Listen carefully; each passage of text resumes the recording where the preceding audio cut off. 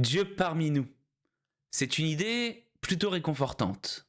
Mais comment la comprendre? Aujourd'hui, je vous propose de plonger au cœur du mystère de ce qu'on appelle l'union hypostatique et de ce que ça signifie dans notre vie. On a vu l'épiphanie, baptême de Jésus. D'un côté, c'est Dieu qui se manifeste aux nations.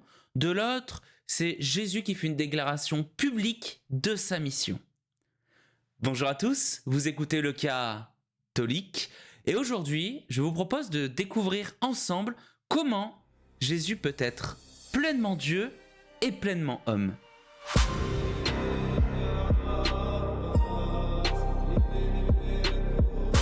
Chapitre 1, l'épiphanie. Dieu se révèle. Vous savez, à l'épiphanie, il y a 3 gars qui sont plutôt...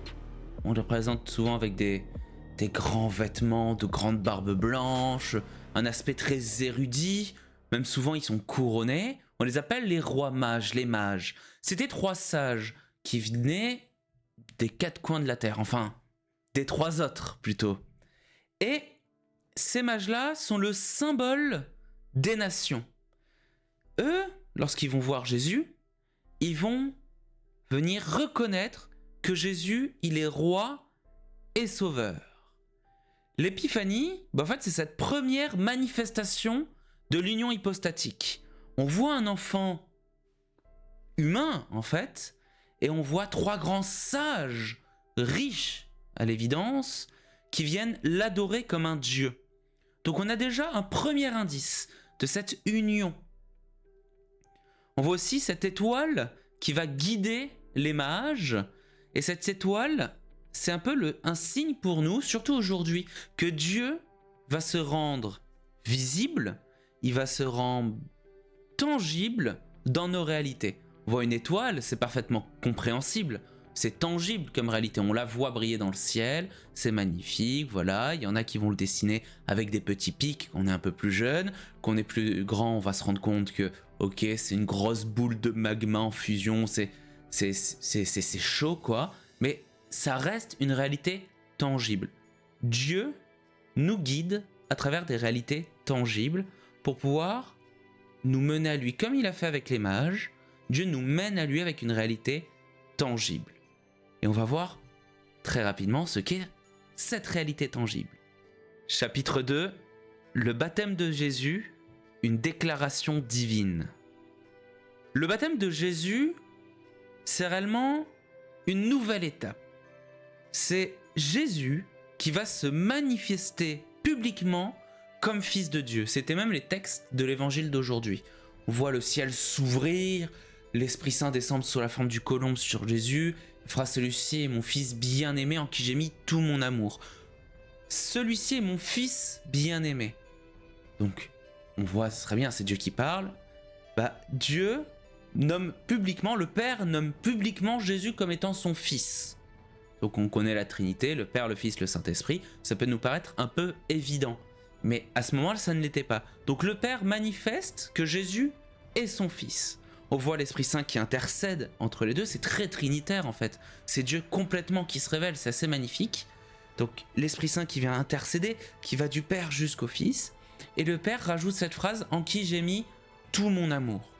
Un jour, on approfondira vraiment ce qu'est la Trinité.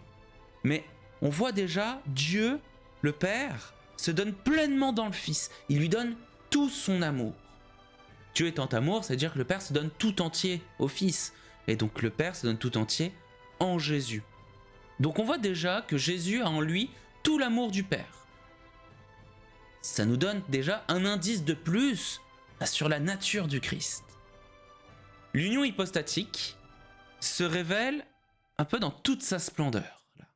Jésus s'humilie. C'est le Fils qui va s'humilier en se faisant, il est Dieu, en se faisant homme, d'abord petit enfant et qui va grandir, et qui ensuite va recevoir un baptême donné par Jean, mais qui était destiné aux pécheurs, qui était destiné à marquer la conversion. Jésus n'a pas besoin de se convertir. Mais par ce geste-là, par cette humiliation-là, Jésus va sanctifier les eaux pour donner justement la grandeur du baptême d'aujourd'hui, où on passe de la mort à la vie. Jésus, en faisant ça, en s'humiliant, il marque dans son humanité la grandeur de la divinité. Il montre que le ciel n'est pas juste destiné aux justes, mais déjà destiné aux faibles, aux pécheurs.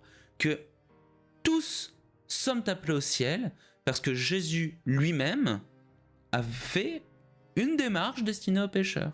Jésus est allé à la rencontre même des pécheurs. On voit bien avec notre propre baptême. Lorsqu'on est baptisé, on est plongé dans les eaux. On passe de la mort à la vie, on est plongé dans les eaux et on en ressort vivant, transformé à l'intérieur. On est lavé du péché originel et on est uni à nouveau à Dieu. Le baptême nous réunit à Dieu. Et ben là, Jésus, il n'était pas coupé de Dieu, mais c'est le premier mouvement qui vient nous tirer pour nous unir à Dieu. En fait, par son exemple, Jésus nous unit à Dieu. Donc comme Jésus a reçu le baptême pour pouvoir nous ensuite être unis à Dieu, il est important de vivre le baptême. Donc comme on est déjà baptisé, il faut vivre de notre baptême. Mais pour ceux qui ne sont pas encore baptisés, aussi on connaît du monde autour de nous qui ne sont pas baptisés, ça fait partie justement de, comme Jésus, amener les gens au baptême pour pouvoir les faire passer de la mort à la vie, d'un état loin de Dieu à un état proche de Dieu. Chapitre 3. Qu'est-ce que l'union hypostatique? Voilà un peu le cœur de notre vidéo, parce qu'on a eu 2 petits exemples bibliques, parce que c'était un peu la période, et qui nous révèlent déjà quelque chose. Maintenant, on rentre vraiment dans le cœur du sujet de la vidéo. Qu'est-ce que l'union hypostatique? Pour faire clair, l'union hypostatique va désigner Jésus. Alors, il faut découper d'abord le mot. L'union, le fait d'être unis, jusque-là tout va bien, mais c'est réellement hypostatique. Ça vient du grec hypostase qui va dire la personne. Donc, si on veut traduire du grec, ça veut dire c'est l'union dans la personne. C'est du grec antique, pas du grec moderne. Je pense pas qu'en grec moderne on parle exactement comme ça. Après, je ne sais pas, n'hésitez pas à me le dire en commentaire si vous savez comment on dit personne en grec moderne. En tout cas, dans le grec antique, ça veut dire la personne. Donc, dans une seule personne, il y a une union. Mais quelle union en fait? Il y a 2 natures, on dit distinctes de Jésus. Jésus, il est pleinement Dieu. C'est le Fils, le Verbe de Dieu, qui s'est fait chair. Et il est aussi pleinement homme. On voit ces 2 natures de Jésus, elles sont sans confusion. C'est-à-dire qu'elles ne se mélangent pas comme deux substances qui pourraient fusionner en fait. Mais elles ne sont pas séparées non plus. Il n'y a pas une fracture, une division. Elles ne coexistent pas comme 2 entités indépendantes. Elles sont pleinement unies, tout en étant pleinement inconfuses, je dirais, sans confusion, sans mélange. Si on peut voir ça, je vais donner une petite image comme le mariage. On voit l'homme et la femme, ils sont unis, ils ne sont pas confondus, ils ne forment qu'un. Toi et ta femme, vous ne formerez plus qu'un. Voilà, ils sont unis, restent 2 personnes distinctes, mais ensemble. Et encore, mon image est très limitée, parce qu'on garde 2 personnes distinctes, alors que là, c'est réellement tout en une seule personne. Alors c'est très compliqué, c'est un peu une salade de fruits, si on veut l'idée. Il y a tout ensemble, tout est uni en une seule salade, mais on a d'un côté la pastèque, de l'autre côté, on a le melon. On a pastèque et melon en une seule salade. Voilà, c'est très compliqué à imager, mais ça permet déjà d'avancer un peu plus. Et de ce fait, Jésus, il n'est pas une sorte de super-homme ou d'un demi-dieu. Il n'est pas un homme un peu évolué, hein, et c'est pas un dieu un peu amoindri. Non. Il est 100% Dieu, il est Dieu 100%, il est 100% homme. C'est réellement Dieu qui a pris une nature humaine. Donc c'est réellement Dieu qui s'est rajouté ça. Il s'est donné en plus de sa nature divine une nature humaine pour nous rejoindre plus facilement. Déjà, et ça vient très tôt cette dimension, déjà en 451, au concile de Chalcédoine, un concile, c'est tous les évêques, enfin un maximum d'évêques, de théologiens, on va dire d'huile de pointure, qui se réunissent pour pouvoir parler d'un sujet, débattre d'un sujet théologique, et être capable de définir, ok, est-ce que ça c'est juste, est-ce que ça c'est vrai, est-ce que ça c'est faux. ce qui est vrai devient un dogme, ce qui est faux, ce qui s'appelle une hérésie. C'est-à-dire qui s'oppose, qui est contre la vérité. Et le concile de Chalcédoine a lutté principalement contre deux hérésies. Le nestorianisme, la première, c'est une hérésie qui dit qu'il y a une séparation exagérée entre la nature humaine et divine de Jésus. C'est réellement deux univers différents.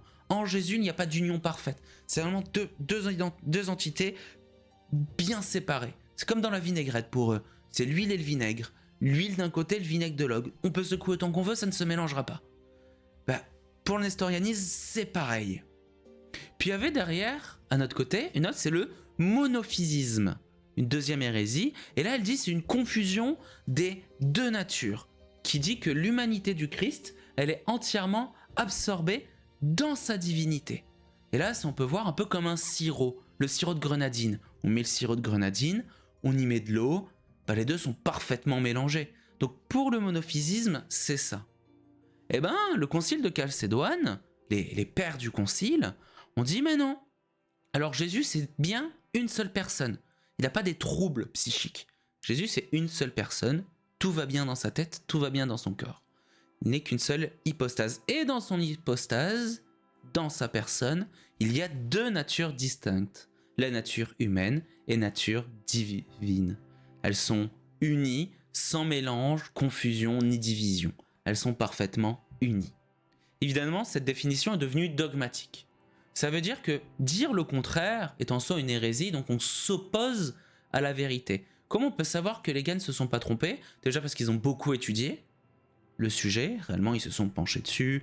On a de grands intellects qui ont étudié les écrits, la Bible, les Écritures, donc dans lequel tout est révélé, déjà. Puis ensuite, on a cette certitude que l'Esprit Saint inspire. L'Esprit Saint continue d'inspirer son Église. D'ailleurs, c'est Jésus qui nous l'a promis à l'Ascension.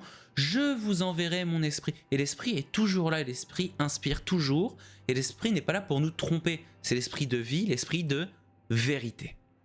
On voit bien dans les Écritures plusieurs illustrations concrètes de cette humanité, cette divinité du Christ, qu'il est pleinement l'un et pleinement l'autre. On voit déjà dans son humanité. C'est tout au même moment. C'est au chapitre 11 de l'évangile de Saint Jean. Jésus va voir son ami Lazare. En fait, il est mort. Donc Jésus va pleurer la mort de son ami Lazare. Dieu ne pleure pas la mort de quelqu'un. On va se dire Dieu ne peut pas pleurer, Dieu ne peut pas être adressé. C'est purement humain comme réaction. Dieu est pleinement homme, pleinement humain. Il pleure la perte de son ami. Mais Jésus va beaucoup plus loin. Jésus est pleinement Dieu. Et donc Jésus ressuscite Lazare. Jésus nous donne déjà un témoignage de la vie à venir, de la résurrection des corps, de la vie promise, en fait, nous donne déjà un témoignage de sa promesse. Et il faut être pleinement Dieu pour ressusciter un mort. Jésus est pleinement homme, pleinement Dieu. Il pleure son ami, mais il est aussi capable de le ressusciter. Jésus est celui qui va pleurer son ami et qui va lui redonner la vie, qui lui donne et qui lui redonne la vie. Et là, c'est un grand témoignage que nous fait Jésus. Mais, vous allez me dire, très bien Jean-Baptiste, c'est très intéressant, mais à quoi ça nous sert de connaître tout ça? C'est bien, c'est pieux, ça permet d'aller loin, mais en soi, qu'est-ce que ça change dans nos vies? En fait, ça va changer deux petits trucs, quoi. Le premier, pourquoi c'est central dans notre foi, c'est lié au mystère du salut. Jésus devait être pleinement Dieu pour offrir un sacrifice parfait. Seul Dieu est parfait, tout ce que Dieu fait est parfait. Donc, pour faire le sacrifice parfait pour racheter l'humanité. Le principe de sacrifice, c'est le principe d'un rachat. À l'origine, on faisait un sacrifice, on sacrifiait des animaux, des bêtes, dans le judaïsme, pour racheter sa faute, pour se rapprocher de Dieu. Et là, il fallait faire un sacrifice parfait parce qu'il fallait racheter toute l'humanité, non pas d'un péché qu'on a commis, j'ai volé, j'ai dit un mensonge, j'ai pas été sage. Non, il a fallu racheter l'humanité du péché originel et de tout le péché de l'humanité, tous les péchés de l'humanité. Donc il fallait que le sacrifice soit parfait, il soit ultime. Et qui d'autre que Dieu aurait pu accomplir un tel sacrifice? Donc il fallait que ce soit ce sacrifice à Dieu qui fasse ce sacrifice-là. Mais il devait être aussi pleinement homme pour justement partager notre condition humaine, pour pouvoir justement souffrir avec nous.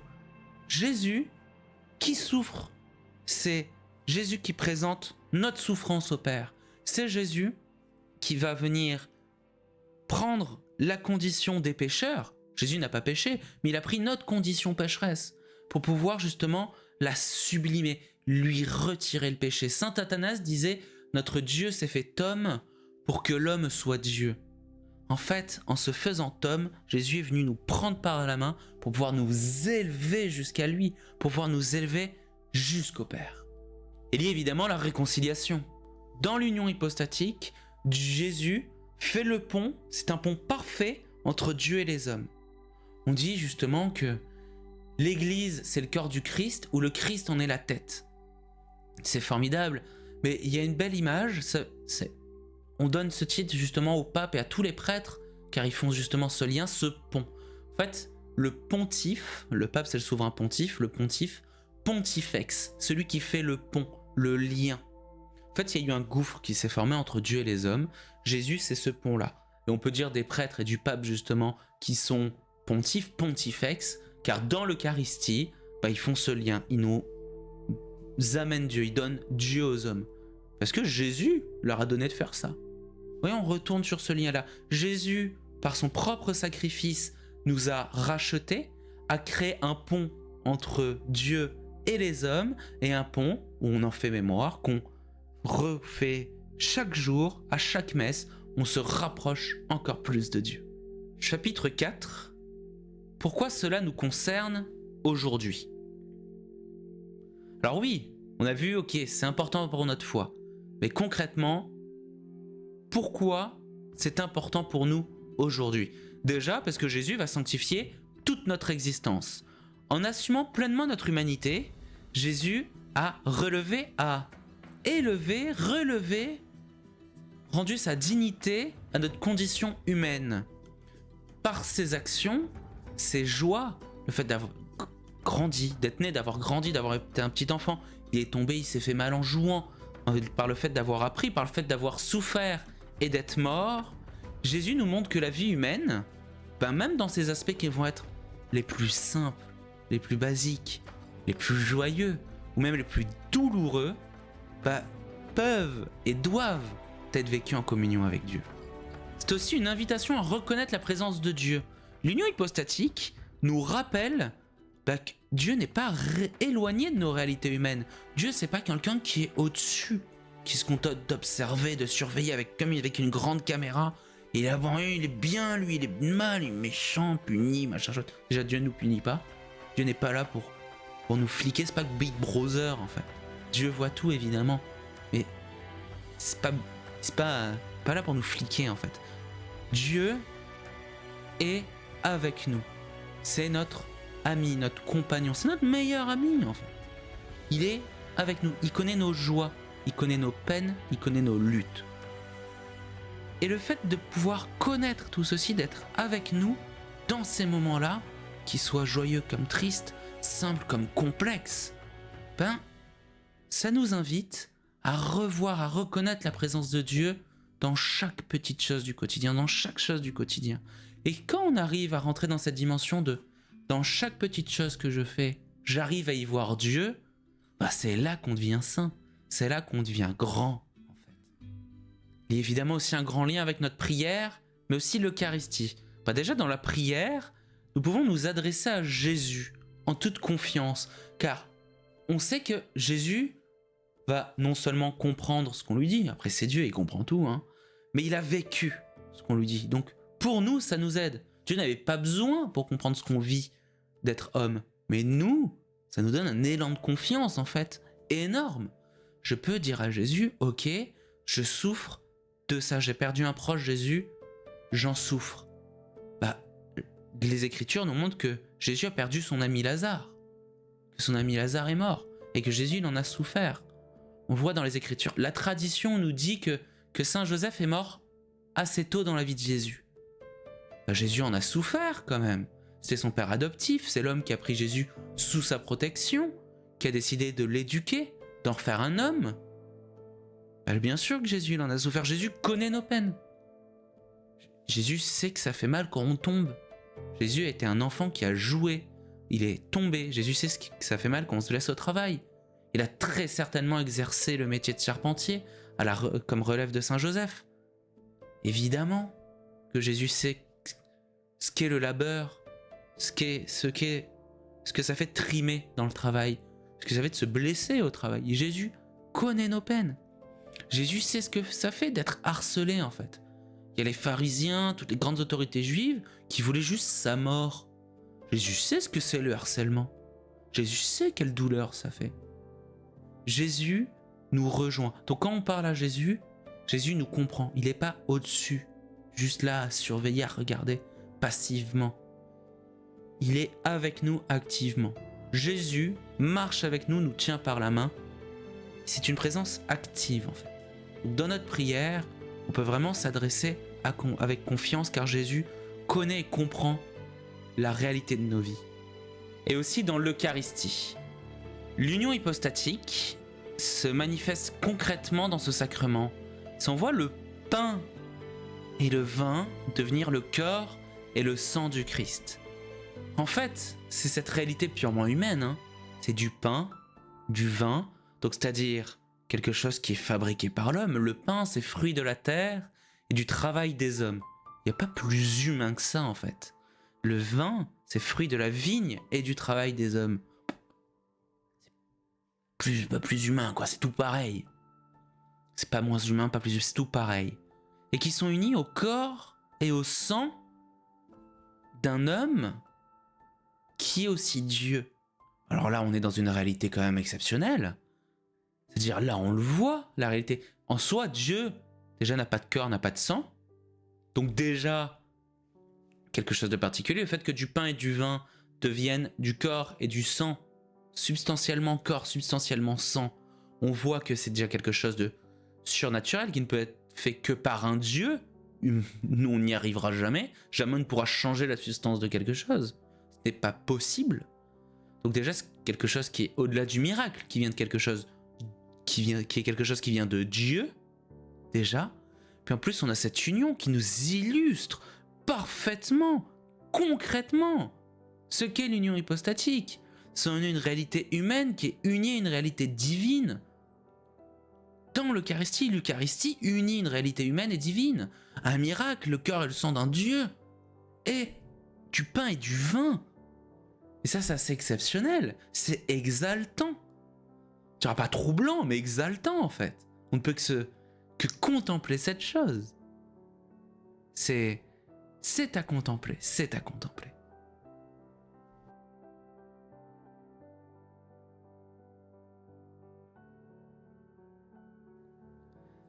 Voilà, pour conclure, l'épiphanie et le baptême de Jésus sont des signes de l'union hypostatique. C'est Dieu parmi nous, pleinement homme pour nous rejoindre, pleinement Dieu pour nous sauver. C'est Jésus qui, par son humanité, son sacrifice, nous amène dans sa divinité, nous tire dans sa divinité. Donc je vous invite, parce que ça y est, on a la connaissance, on connaît, on a compris, très bien, mais c'est que la moitié du chemin. Maintenant, il faut contempler ce mystère.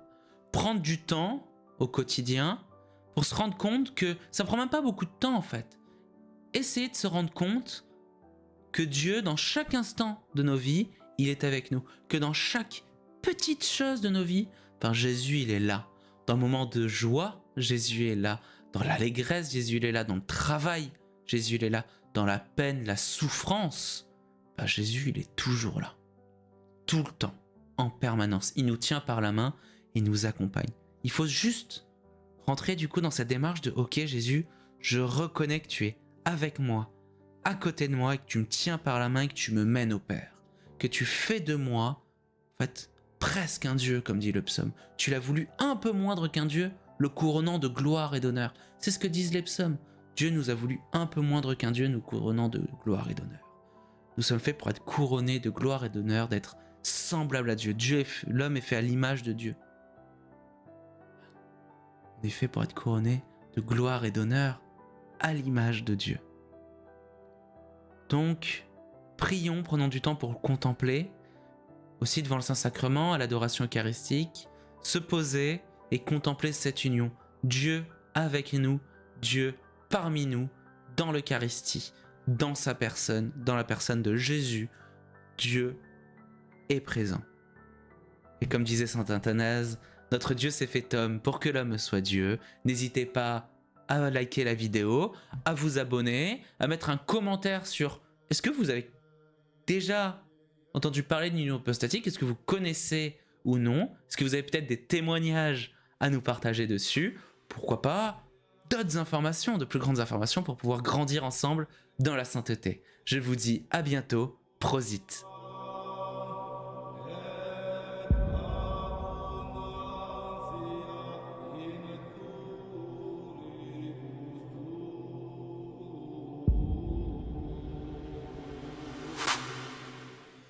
Voilà.